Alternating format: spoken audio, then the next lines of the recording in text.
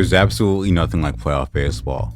There's everything from legendary pitching performances, historic home runs, and my favorite part, chaos.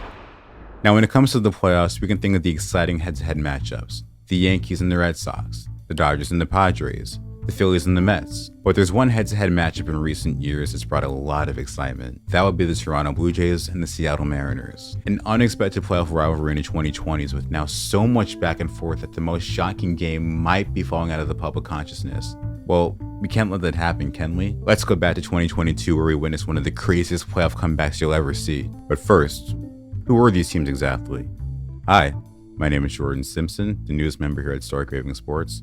Some of you may know me from my Mets series recap songs, but here's an avenue for me to talk about other baseball topics that fascinate me. So, I hope you enjoy. The Blue Jays and the Mariners are facing off in the best of three wildcard round that took place in Toronto. Both of these teams have waited a long time for true playoff glory. Since winning back-to-back championships in the 90s, the Jays have not been back to the World Series. This Blue Jays team, however, feels ready to take a leap despite their inexperience. They were the best team to miss the playoffs in 2021, and now have home field advantage in the wildcard series for a group that sees this season as the movie, with the previous season just being the trailer. And the Mariners, well, that's a whole different story. As the only MLB team left standing that has never been to a World Series, this is their first playoff appearance in 21 years. With their fans thrilled just to simply be back here, the Mariners took game 1 of the series 4-0 off the back of a 3-run first inning off of Alek Manoah. Remember him? And the stellar pitching performance from Luis Castillo. Andres Munoz closes it out, and just like that, the Mariners are a win away from advancing. And for the Blue Jays, now it's win or go home. I mean, they are at home, but their season would be over. That's what I mean. You know what I mean. Starting for the Blue Jays was Kevin Gausman. For the Mariners, it was Robbie Ray, aka the guy who wears his pants tighter than this water bottle cap that this fan couldn't open up. Oh, come on. Hey, all that working out and you can't open a water bottle? are you kidding? He's still after it? We're scoreless through the first inning and a half, but then in the bottom of the second, Alejandro Kirk doubles, and then Teoscar Hernandez homers deep to left. Rogers Center is going nuts. Vibes were high, and they'd stay high, as the next inning, Vladimir Guerrero Jr. hits an RBI single to make it now 3-0 Toronto. Then in the bottom of the fourth, Teoscar Hernandez again goes yards to make it 4-0. Toronto is rocking, and they have every right to be. That deserves a curtain call. This is a season-saving playoff win in the works. Top of the fifth, Jared Kelenic hits a sac fly to make it 4-1, getting Seattle on the board for the first time of the day. But then in the bottom of the fifth, a bases-loaded pass ball gives the Blue Jays that run right back. Teoscar Hernandez comes up again with the bases loaded, and you would expect, of course, he's going to get another hit.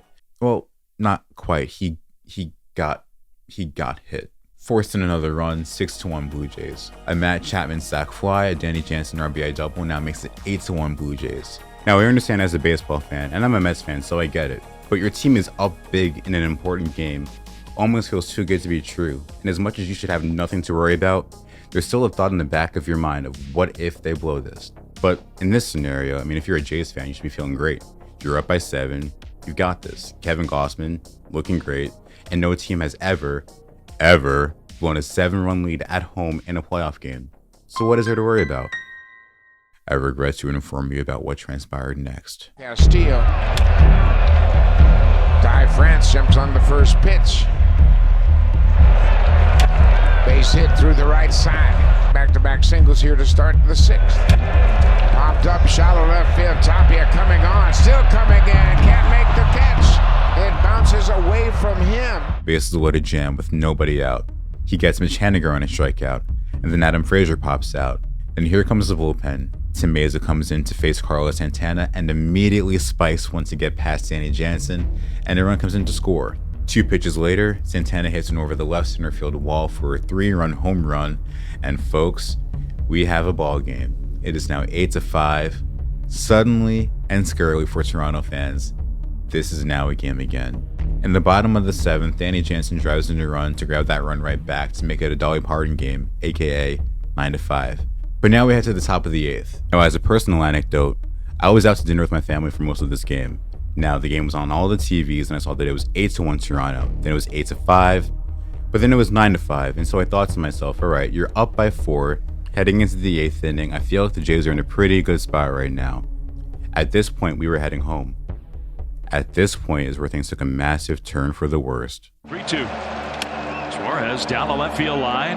Tapia was playing way off the line, a long way to go, and he's not going to get there. Calls. Raleigh into left center field. That's going to be another hit for Cal Raleigh. Suarez around third. 8th inning. Haniger up the middle, base hit. 2-strike swing from Mitch Haniger. 2 on, still nobody out. Toronto then goes to the bullpen again as they bring in Jordan, hey, that's my name, for mono. He then gets up a single to Adam Frazier and the bases are loaded. But then back-to-back strikeouts gets the Blue Jays 1 out away from getting out of this massive jam. Then here comes JP Crawford. He gets jammed as he pops one into shallow center. As the ball is hanging in the air, Bo Bichette and George Springer are heading full speed to the same spot and have a brutal collision as the ball falls. Springer coming hard, and he will make the catch. The ball is in, and 3 runs are going to come in to score, and the Mariners have tied it. And even worse, Buck, there's some injuries out there.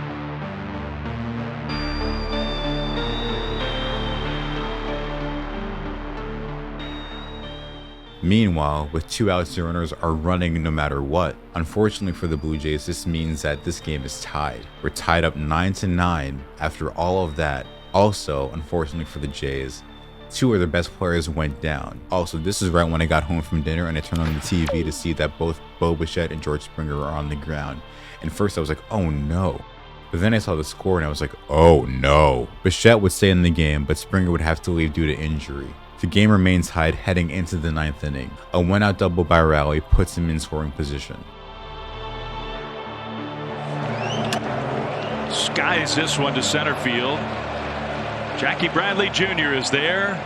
Out number 2. 2 outs.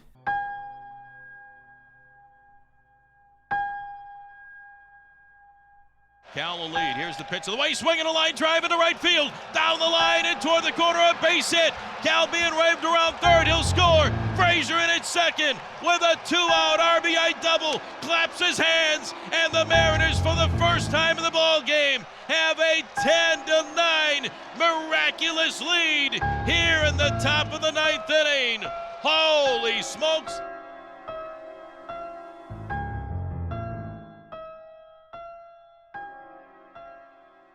The Mariners finally overcome what was an 8-1 deficit and take a 10-9 lead, an unthinkable comeback for Seattle. But the onus deservedly gets put on Toronto. The home team in need of a season-saving win utterly collapsing to a team that had not won a playoff series in over 20 years. George Kirby comes in to close it out and gets Raimel Tapia to fly out to J-Rod in center. And in devastating fashion, the Toronto Blue Jays are eliminated from the playoffs with a game that they were once up by 7.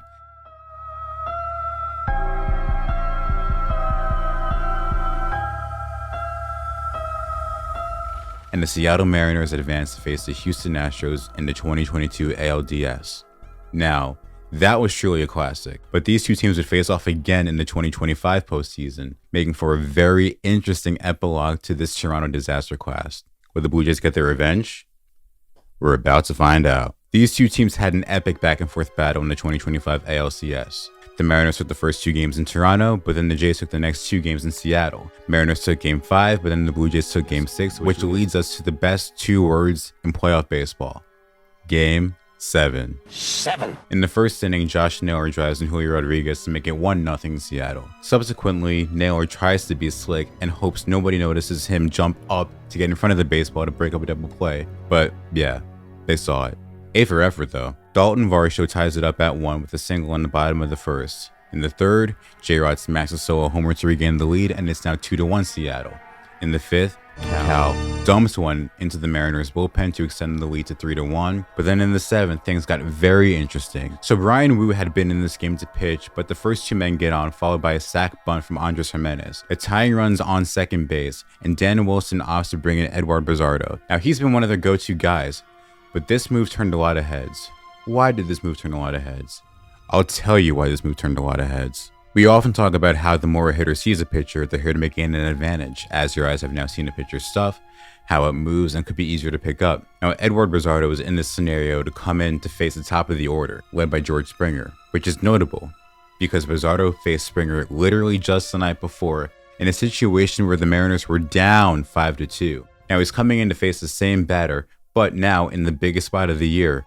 Also worth noting, Andres Munoz, their best reliever, had not been warming up in the bullpen. He had also only pitched twice in this series, and if there was ever a time to use your best reliever, it's now. But in any event, Bizzardo comes in to face Springer, and like clockwork, High fly ball, left field, Arozarena watches it go!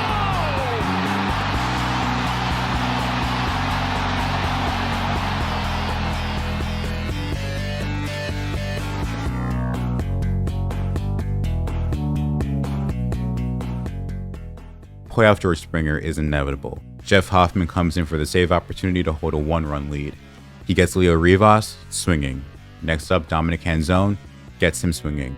The last hope for the Mariners, Julio Rodriguez, gets to a full count, but chases a slider for strike 3, and the Toronto Blue Jays take this Game 7 and the series by a score of 4-3, their first pennant in 32 years, and officially vindicating the trauma from Game 2 of 2022. Unexpected pennants made. The best day of the modern Blue Jays erasing the worst day of the modern Blue Jays. Playoff baseball is just the best. You have some fantastic head-to-head matchups that make for some great baseball games. Not to mention that these games have a lot at stake. The Blue Jays and Mariners have played some memorable playoff games in recent years, with some electric elimination games. Will these teams face off again in the next postseason?